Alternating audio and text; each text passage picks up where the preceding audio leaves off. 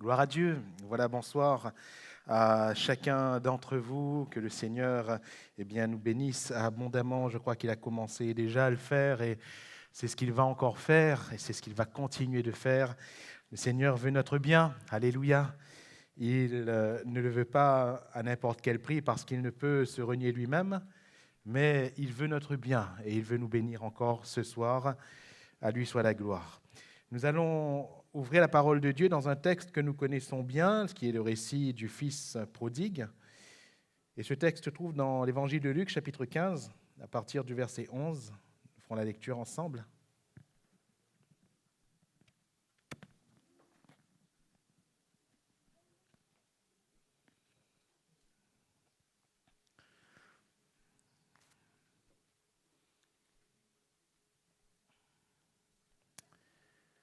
Luc, chapitre 15, à partir du verset 11. Voilà ce qui nous est dit. Un homme avait 2 fils. Le plus jeune dit à son père, « Mon père, donne-moi la part de bien qui doit me revenir. » Et le père leur partagea son bien. Peu de jours après, le plus jeune fils, ayant tout ramassé, partit pour un pays éloigné où il dissipa son bien en vivant dans la débauche. Lorsqu'il eut tout dépensé, une grande famine survint dans ce pays et il commença à se trouver dans le besoin. Il alla se mettre au service d'un des habitants du pays qui l'envoya dans ses champs garder les pourceaux. Il aurait bien voulu se rassasier des carouges que mangeaient les pourceaux, mais personne ne lui en donnait. Étant rentré en lui-même, il se dit « Combien de mercenaires chez mon père ont du pain en abondance, et moi ici je meurs de faim.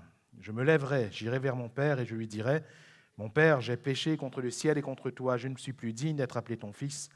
Traite-moi comme l'un de tes mercenaires. » Et il se leva et alla vers son père. Comme il était encore loin, son père le vit et fut ému de compassion.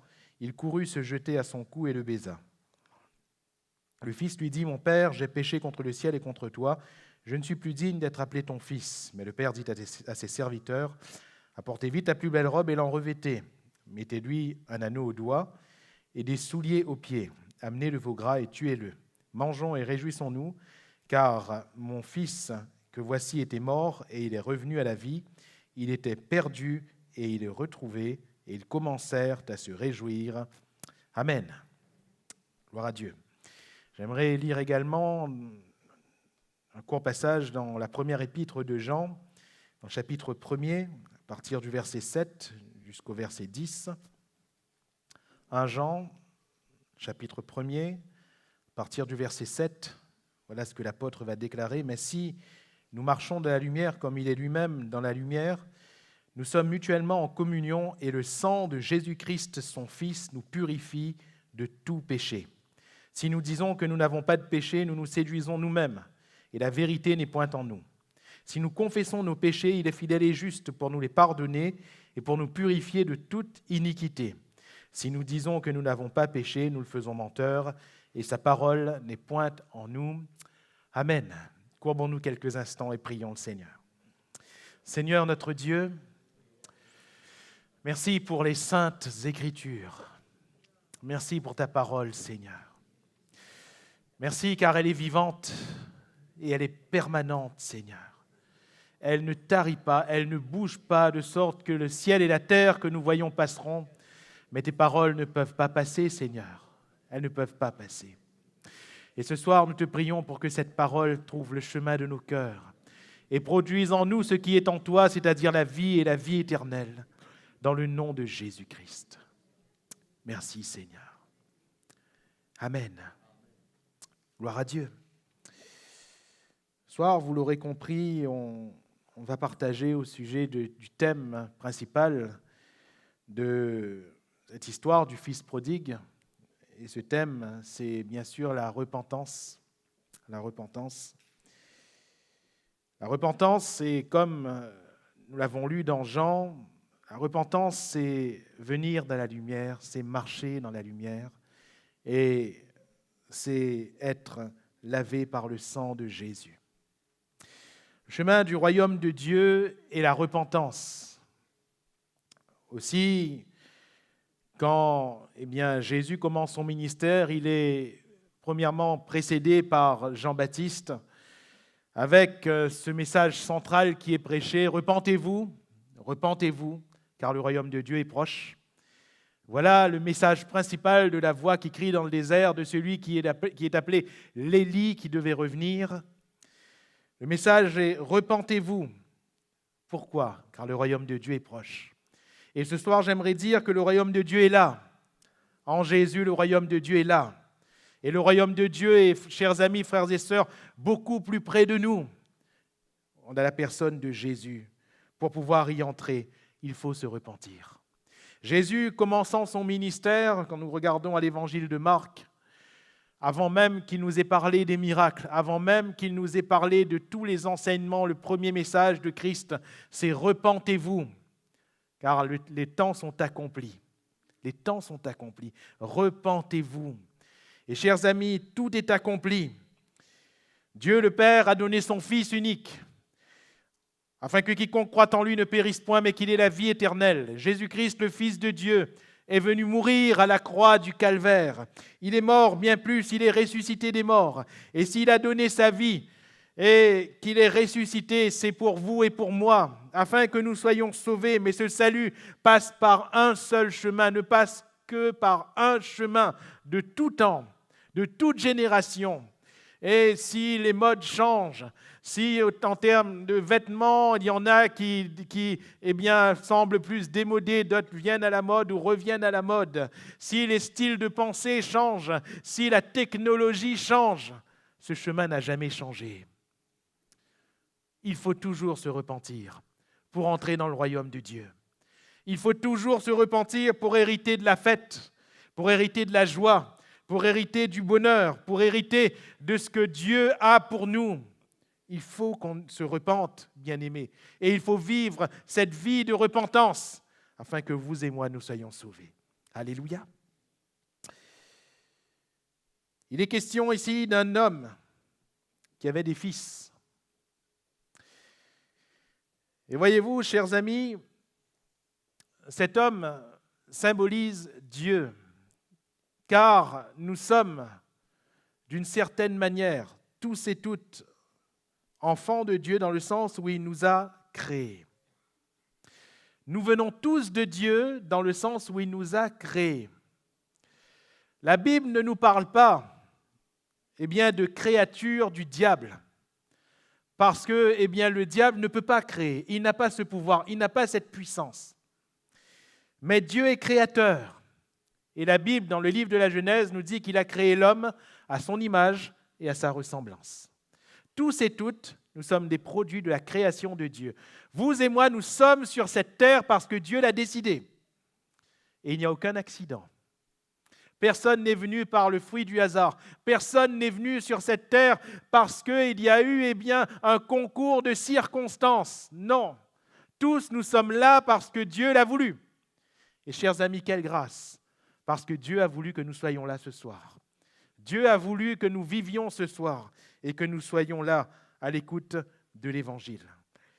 Et l'un des fils de ces hommes va s'éloigner de lui. Et quand nous regardons, vous relirez tout ce texte chez vous, nous n'en avons lu qu'une partie.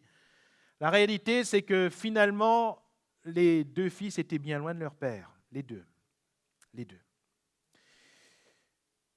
Parce que le deuxième, dans son attitude, dans sa colère, dans sa rancœur, dans sa jalousie, va démontrer qu'il était bien loin de son père, bien loin, quoique étant dans la maison. Le père va lui dire, face au reproche de cet homme, de ce fils aîné, qui disait, père, pour moi, tu n'as jamais tué du bétail, et puis pour lui, tu tues le veau gras. Le père a dit, mais tu n'as pas compris que tout ce que j'ai là est à toi, tu aurais pu te servir quand tu voulais. Et cela nous montre bien que son cœur était loin. Les deux fils, finalement, se sont éloignés de leur père. Et de même, l'homme s'est éloigné de son père, s'est éloigné de son Créateur, s'est éloigné de Dieu. Comment allez-vous me dire? Parce que on aime bien Dieu en général, quelle que soit la religion, quelles que soient les professions, l'homme ou la femme sur la terre en général aime bien Dieu, ou plutôt l'idée de Dieu. La Bible nous dit que c'est le péché. C'est le péché qui nous éloigne de Dieu. Et dans ce jardin d'Éden, qu'est-ce qui a éloigné l'homme et la femme qui étaient les créatures de Dieu, les chefs-d'œuvre de Dieu? Qu'est-ce qui les a éloignés de Dieu? C'est le péché. En Genèse 3, étant séduits par le serpent, ils ont désobéi à Dieu et ils ont été rejetés de la présence de Dieu. Chers amis, la Bible nous dit que tous ont péché et sont donc privés de la gloire de Dieu, c'est-à-dire que tous sont chassés de la présence de Dieu. C'est pour cela que tous les hommes, toute la race humaine, c'est-à-dire hommes et femmes, tous ont à se repentir pour hériter du royaume de Dieu et être réconciliés avec leur Créateur. Jean déclare dans le texte que nous avons lu, « Si nous disons que nous n'avons pas de péché, nous nous séduisons nous-mêmes et la vérité n'est point en nous. » Parce que voyez-vous, chers amis, se repentir, et nous le verrons un peu plus en détail tout à l'heure, c'est reconnaître qu'on a péché. C'est premièrement reconnaître notre péché. Ça va être vraiment le centre de mon propos ce soir, parce que voyez-vous, notre nature fait qu'on a du mal. Qu'on a du mal.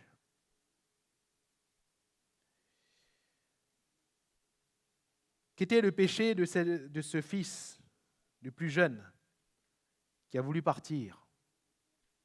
Quel était son péché?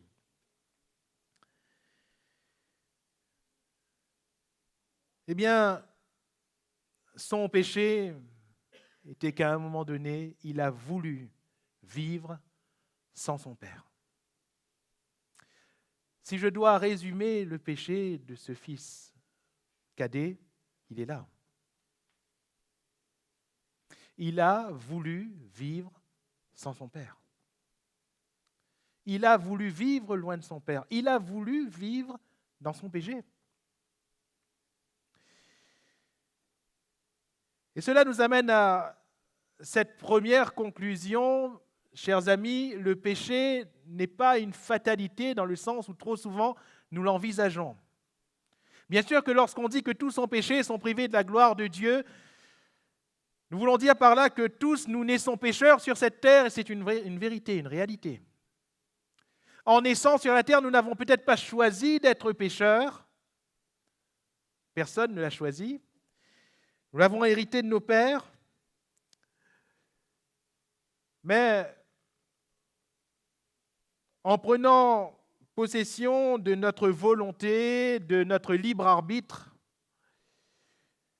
nous constatons tout autant que nous péchons quand même, n'est-ce pas? C'est là, c'est en nous. C'est en nous.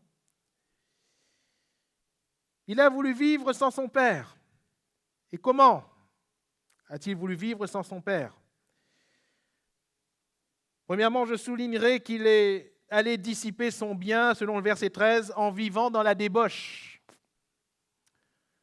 Dans la débauche. Il voulait vivre dans cette débauche. Et ce terme renferme quoi? Eh bien, ce terme renferme toutes les passions infâmes. Ce terme renferme l'alcool. Ce terme renferme les dépendances. On peut parler d'addiction aujourd'hui dans notre siècle, on peut parler de cigarettes, d'alcool, de drogue, de toutes ces choses. La débauche, dans le contexte biblique, nous parle, eh bien, premièrement, de débauche sexuelle.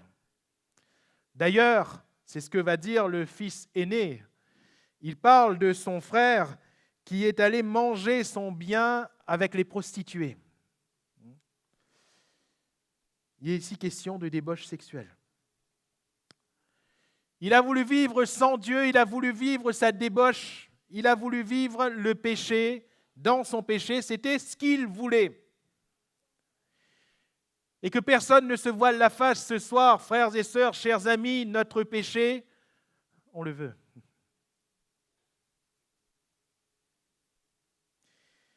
Ce que je dis ici peut sembler un peu méchant. Pour certains, peut-être révoltant, peut-être certains disent « Eh bien, non, moi, mon péché, je n'arrive pas à m'en débarrasser, il me tient. » Pardonnez-moi vraiment ce soir, le but n'étant pas d'enfoncer qui que ce soit, Mais j'aimerais dire non, au contraire. Au contraire, le péché, c'est ce qu'on veut. Et parfois, on amène des excuses. On se trouve des excuses. En se disant, je suis comme ça, après tout, je n'arrive pas à m'en débarrasser. Oh, j'ai essayé, mais je n'arrive pas à m'en débarrasser. Comment tu as essayé? Si tu es à Christ, le péché n'a plus de pouvoir sur toi. Quand on est à Christ, on n'essaye plus. Quand on est à Christ, on en a fini avec le péché. Alléluia. Amen. Quand on est à Christ, le péché, c'est fini. Donc c'est se voiler la face, voyez-vous. Ce jeune homme, il a voulu aller dépenser ce qu'il avait auprès des prostituées, dans toute la débauche possible. Avec peut-être des fréquentations, des amis, certainement, mais c'était ce qu'il voulait. C'était ce qu'il voulait. Et trop souvent, aujourd'hui, on se déresponsabilise. Frère, vous savez, on m'a entraîné là-dedans. Pasteur, vous savez, je n'ai pas choisi d'être comme ça. Écoute-moi bien. Tant que tu as le choix de t'en sortir et que tu ne le choisis pas, c'est toi qui choisis ton péché. Tant qu'on a le choix d'être délivré et qu'on ne choisit pas, c'est toi qui choisis de rester dans ton péché.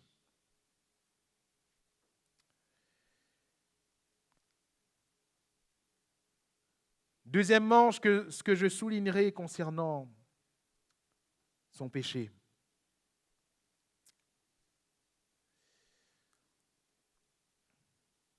c'est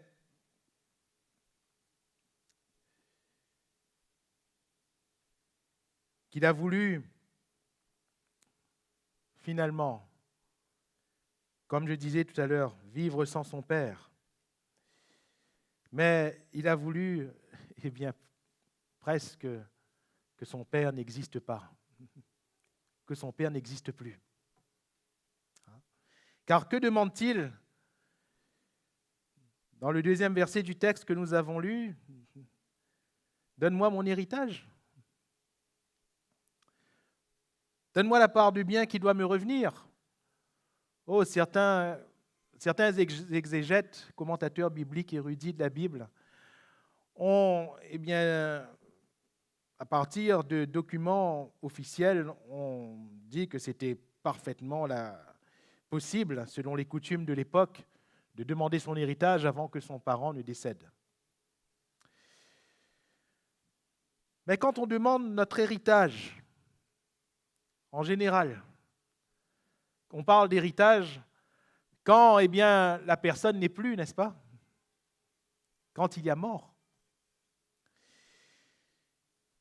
Il a voulu quelque part que son père n'existe plus, que son père ne soit plus, que son père ne soit pas. Il n'a plus voulu de son père. Et voyez-vous, c'est beaucoup plus que de vivre sans. C'est beaucoup plus.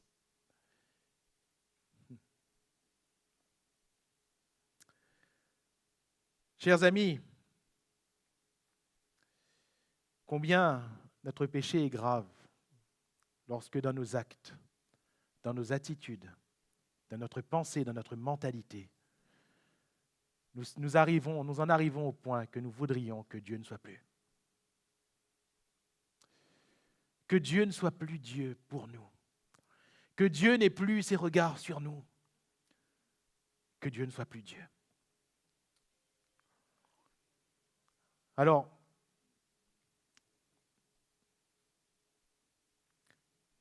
mon Père, donne-moi la part de bien qui doit me revenir. Vous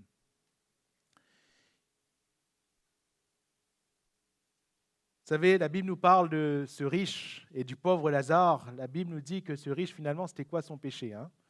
Il est allé à sa mort dans le lieu de tourment, c'est-à-dire dans l'enfer, ou peut-être l'antichambre de l'enfer.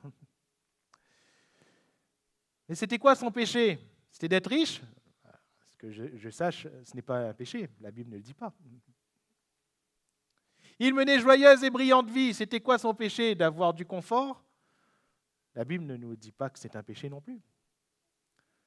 C'était quoi son péché? En étudiant le texte, simplement, on comprend que son péché, c'était que la parole de Dieu était prêchée, que la loi de Moïse était prêchée, que les prophètes étaient prêchés, mais que lui, il vivait sans. Ça ne l'interpellait pas, ou ça ne l'interpellait plus. À tel point qu'il voyait, ce pauvre Lazare manquer de tout, lui, il avait tout, mais il s'en fichait. Il s'en fichait. La parole de Dieu prêchée ne lui faisait plus aucun effet. Dieu n'existait pas ou Dieu n'existait plus. Il avait certes peut-être une conception de Dieu, oui certes, il se disait peut-être à lui-même que Dieu est vivant, mais pour lui, Dieu n'était pas vivant. Pour lui, il vivait non seulement sans Dieu, mais Dieu n'était pas Dieu.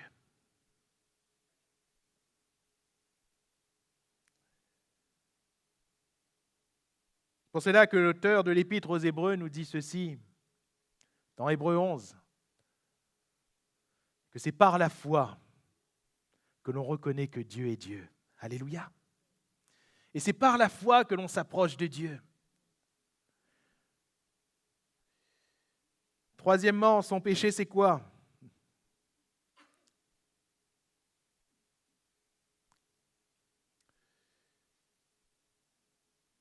Il va vivre dans la débauche. Il veut vivre, comme si son père n'était plus. Et il veut vivre également comme si qu'il n'avait jamais reçu d'éducation. L'éducation de son père. Le second fils, encore une fois, nous ramène à cette éducation qu'ils ont eue. En disant, ton fils qui est allé manger ton bien avec les prostituées, c'est lui que tu honores. Qu'est-ce qu'il est en train de dire à son père? Ce n'est pas comme ça que tu nous as appris les choses. Ce n'est pas ce que tu nous as appris, ce ne sont pas les valeurs que tu nous as données, car si le père ne leur avait pas donné une éducation contraire, pour ce fils, vivre comme ça, c'était normal. C'était normal.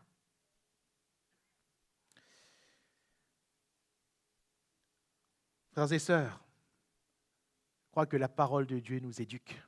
Alléluia. Je crois que l'enseignement biblique nous amène à vivre avec des valeurs, n'est-ce pas? Et nous sommes chrétiens non pas seulement de titre. Nous sommes chrétiens non pas seulement parce qu'un jour nous reconnaissons être nés de nouveau, mais nous sommes chrétiens parce qu'aussi nous vivons des valeurs chrétiennes.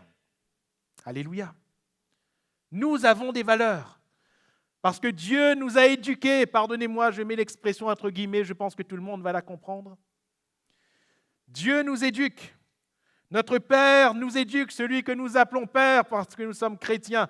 Il nous éduque, il nous donne des valeurs. Que faisons-nous de ces valeurs? Que faisons-nous de ces valeurs? Il vit dans le péché, dans la débauche.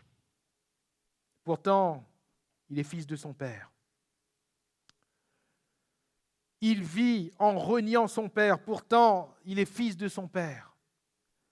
Il vit en reniant les valeurs que son Père lui a données. Pourtant, il est fils de son Père. Mes frères et mes sœurs, Jean déclare que si, nous vivons d'une telle manière, c'est-à-dire dans le contexte, dans les ténèbres, et que nous disons que nous n'avons pas de péché, nous nous séduisons nous-mêmes et la vérité n'est point en nous. Que faut-il faire? Il faut se repentir. Alléluia. Et c'est pour cela précisément que nous avons à nous repentir, que nous devons nous repentir. Car sans repentance, il n'y a pas de retour. Sans repentance, il n'y a pas de pardon. Sans repentance, il n'y a pas d'entrée dans le royaume.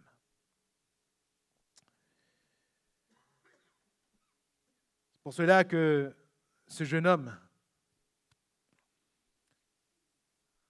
à un moment donné, avec cette vie de péché, avec cette vie sans son Père, eh bien, il subit les conséquences de son péché. Et, chers amis, le péché a toujours des conséquences. Toujours, qu'on veuille ou pas. Voyez-vous, quand on prend la voie du péché, on ne peut pas choisir que ce qu'on veut. On prend le pack entier. Quand on choisit de pécher, comme nous l'avons dit tout à l'heure, nous l'avons souligné, quand on choisit de pécher, nous choisissons aussi les conséquences de nos péchés. Et vous savez, souvent, avant de se jeter dans tel ou tel piège, il faudrait peut-être réfléchir aux conséquences. Il avait dissipé tout son bien, et regardez, comme par hasard, verset 14 nous dit que lorsqu'il avait tout dépensé, tant qu'il avait de l'argent, il y avait l'abondance. Quand il avait tout dépensé, il n'avait plus rien, qu'est-ce qui s'est passé en plus? Il y a eu une grande famine sur le pays. Hasard? Non, il n'y a pas d'hasard. Il n'y a pas d'hasard. Car le salaire du péché, c'est la mort. Il n'y a pas d'hasard. Notre péché a des conséquences. Alors tout d'un coup, il n'a plus d'argent de son héritage, mais en plus, il n'y a plus rien. Une grande famine vient sur le pays et il commença à se trouver dans le besoin. Deuxième conséquence, il va se mettre au service d'un des habitants du pays. Chez son père, il était comme un prince, le fils de la maison. Et là, tout d'un coup, il devient comme un mercenaire, comme un esclave. Troisièmement, et c'est vraiment être très bas, celui qui l'employait l'envoie dans des champs afin de garder des troupeaux de pourceaux. Nous sommes dans le contexte juif. Les pourceaux sont des animaux impurs. Et voyez-vous, s'il a voulu se livrer à la débauche, il se retrouve en plein ici, dans ce qui est impur. C'est le salaire du péché. Il a voulu vivre comme un porc et il se retrouve au milieu du cochon. Qu'est-ce que vous voulez? C'est le salaire du péché. Ce qu'on sème, à un moment donné, on le récolte. Que personne ne se trompe. Et il est tellement arrivé bas qu'à un moment donné, il veut manger la nourriture de ces animaux impurs. Et comble du comble, il voulait en manger. C'est de la nourriture pour animaux, mais personne ne lui en donnait. C'est terrible. C'est terrible de tomber si bas. Il prince dans sa maison, fils dans sa maison, descend, il descend, il descend, il descend. C'est l'itinéraire que nous fait prendre le péché, chers amis. Ce qu'il y a de positif, voyez-vous, parce que le tableau est déjà bien sombre, c'est qu'avant que ça n'aille plus bas, parce que le salaire du péché, ce n'est pas arriver bas, le salaire du péché, c'est la mort. Avant que ça n'aille plus bas, ce jeune homme arrive enfin à se repentir. Alléluia. Il arrive enfin à se dire, mais qu'est-ce que je suis en train de faire? Alors on est tenté de se dire, mais pourquoi il a attendu aussi longtemps? Il aurait dû, dès que la famine arrivait, se dire, mais bon sang, qu'est-ce que je suis en train de faire? Il aurait dû se repentir là et retourner vers son père. Pourquoi il a attendu d'être complètement dans le besoin? Pourquoi est-ce qu'il a attendu d'être employé comme esclave, comme mercenaire? Pourquoi est-ce qu'il a attendu d'être au milieu des pourceaux de ces animaux impurs? Pourquoi est-ce qu'il a attendu d'en arriver à vouloir de la nourriture de ces pourceaux et de ne pas même pouvoir en manger? Pourquoi il a attendu jusque-là? La réponse est simple. Frères et sœurs, notre cœur est dur. Notre cœur est dur.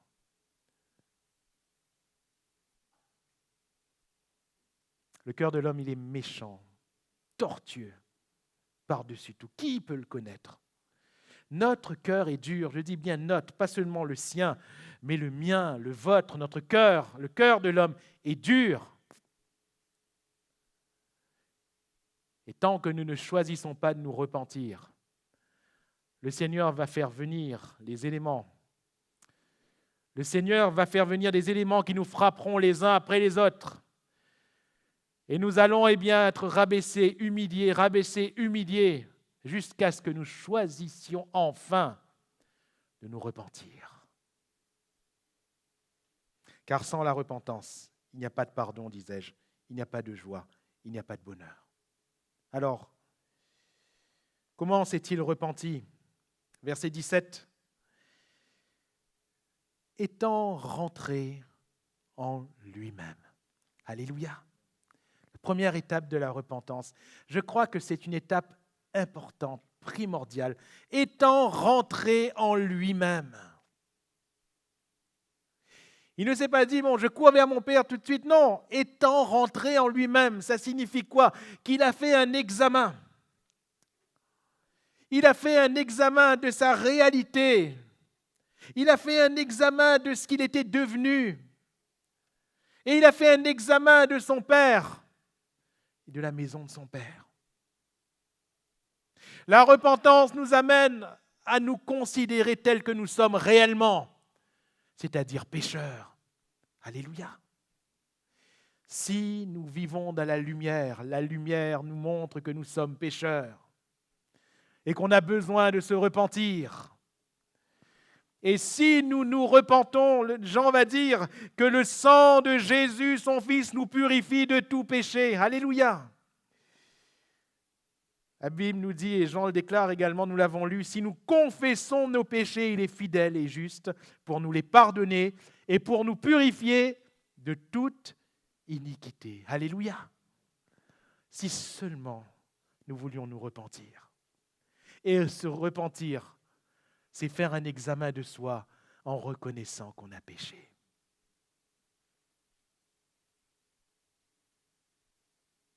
Je ne sais pas si je vous ai déjà raconté cette histoire, elle est vraie, hein ? Elle est vraie.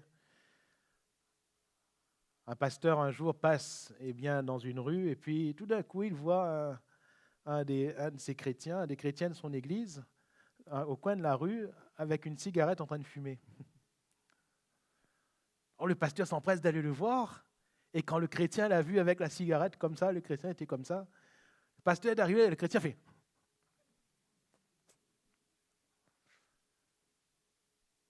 Le pasteur est arrivé et s'est approché de lui, il a eu le temps de lâcher la cigarette derrière, ni vu ni connu. Le pasteur lui a dit, bonjour frère, ça va ? Ah oui, ça va bien frère, oui. Il dit, mais dites-moi, vous n'étiez pas en train de fumer là ? Le chrétien fait, moi, en train de fumer ? Il dit, oui, je vous ai vu avec une cigarette. Le chrétien dit, ah ça !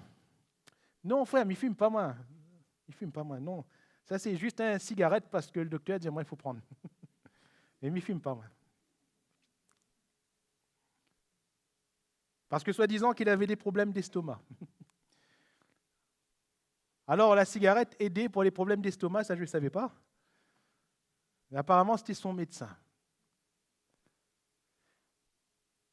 Si nous confessons nos péchés, je crois que le Seigneur avait permis cette occasion pour que cet homme dise à son pasteur, « Frère, priez pour moi, parce que j'ai péché. » Il est arrivé à maintes reprises. Vous savez, une fois, à la fin d'une réunion de prière, quand j'étais sur Saint-André, à la fin d'une matinale de prière, j'ai interpellé un chrétien, un frère que je connaissais bien. Et depuis longtemps, on lui disait, frère, des témoins ont dit que vous étiez sans cesse avec une cigarette. Est-ce que c'est vrai ? Il nous disait toujours non. Il disait toujours, ils ont mal vu, ou bien les gens mal parlent. Mais ce matin-là, en le saluant, j'avais senti vraiment très fort, trop fort l'odeur de la cigarette. Alors sur la fin, je me suis permis de l'interpeller. Il est beaucoup plus âgé que moi, alors c'était avec beaucoup de respect. Et je lui ai dit, frère, est-ce que je peux vous voir un instant ? Et on est allé à part. Et je lui ai dit, frère, excusez-moi si je me trompe, vraiment excusez-moi. Mais tout à l'heure, quand on s'est dit bonjour, j'ai senti une odeur de cigarette. Est-ce que vous n'êtes pas esclave de la cigarette, frère ? Et il a regardé, sur le coup, il allait dire non. Il a commencé à dire non. Et après, il s'est repris, il a dit, oui frère, ça fait longtemps que j'essaie de m'en débarrasser. Priez pour moi. Priez pour moi. Si vous confessez vos péchés, si vous confessez vos péchés, il est fidèle et juste pour vous pardonner. Et le sang de Jésus vous lave de toute iniquité. Alléluia.